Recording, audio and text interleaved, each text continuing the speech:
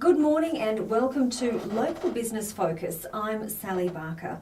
Joining us on the show today is Alan Cox from Show and Tell Marketing, proud station sponsor. Good morning, Alan.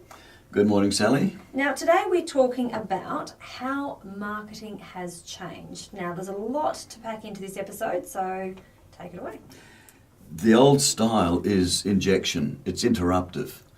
You're watching your favourite TV show and you get belted about the ears with, sale ads and Coca-Cola and things. Things you don't want to know about at that time. Mm-hmm. So it's interruptive. I find it invasive. They try and inject their message into you. It's all about the marketer. It's all about them, not about the consumer, not about you or me as individuals. The big change is that it is now all about the customer and essentially inbound marketing. That's where you bring the customers to you. They find you, and you do that by providing educational information that's relevant for them at that moment. Okay, so tell us, what is new about that? Because it doesn't seem to be really new, the whole idea of knowing what your customer wants, but it really is. It's like turning marketing on its head, really, isn't it? It's turned it upside down, and actually it isn't that new. In 1896, John Deere recognised that one way to reach the farmers was to give them information all about farming. So he produced a newsletter called The Furrow, and he wrote, if there were issues with farming, he wrote articles about it. He gave them information that would help them farm better, help them make more money with their farms. So it isn't that new, but in that sense, it's over 100 years ago. Yeah. And that Furrow, if you Google it, you'll find that it's still online. It's now an online publication and it's still going. Mm-hmm. So that worked for John Deere because there's still they're a common name with farming machinery. Well, that was sort of like an informational blog, really. Yes, and it's precisely what it was. And the only thing is now that what we're doing is by providing blogs, we educate and give people relevant information that's helpful for them in the moment. Like they may be struggling to get enough customers into their auto electricians, for example. Their website may not be working, so they say, I'm writing blogs, but I'm not getting any traffic or leads from it. Why? And so that's the sort of question they'll pose. And if you've written an article that helps them solve that issue, then you're educating them, and it's relevant for them at that moment in their business. So through that education, so you're building a relationship or a trust. Definitely. It's a perfect way to build trust, and by rapport. If someone's helped you, there's the theory of reciprocity where you want to help them back, you want to give back to them. And that's the idea. So the inbound marketing, for the modern version of inbound marketing, is much more powerful than John Deere's original newsletter. Because inbound marketing methodology it's all about attract.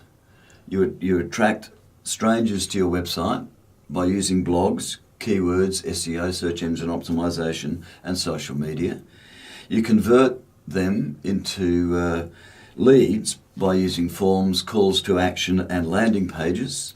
And you close them into customers by using your customer relation management tool, your email. Email, by the way, works across all the four stages, and your workflows, which is automated marketing. Smart applications and where you track them so that you know where they've gone. And then the final stage is the rather strange word, I think, delight, where you actually delight the customers so that they become promoters of your business. And then it all starts again, because if they promote your business, then strangers are going to come to your website and they're going to get educated, etc. And the whole process just repeats. Okay, so rinse and repeat. Rinse and repeat. Someone someone did say that. What's on your shampoo bottle? Rinse and repeat. So this is becoming a lot more popular. How is there a difference between us here in Australia understanding inbound as compared to other countries? They're taking on a little bit before us, or are we pretty much up to par with everybody else? No, we're more familiar with content marketing. Content marketing is fine, and I'll talk about this in another session. The content is an essential, major part of inbound marketing.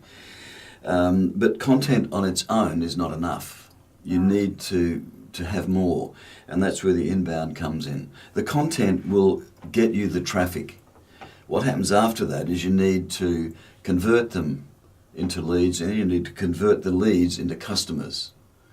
And that's where the methodology actually really comes into its own. So if someone's having some troubles, they've got some great content, but they're a bit, they're not familiar with this idea of inbound marketing, who would they find to help them out? Would they go to someone who, a marketing agency, or who can help people out in that respect? I had a conversation the other day with somebody, and they said that their blog isn't working.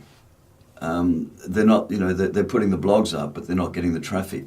So they need to speak to somebody who can SEO it, optimize their blog for generating traffic. Mm-hmm. They then need to get the blog so that it's written in a way that people want to read it.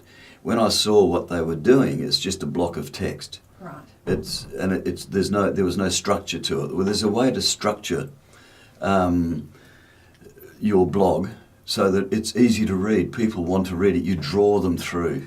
Mm-hmm. And there's also, you talk about language later on.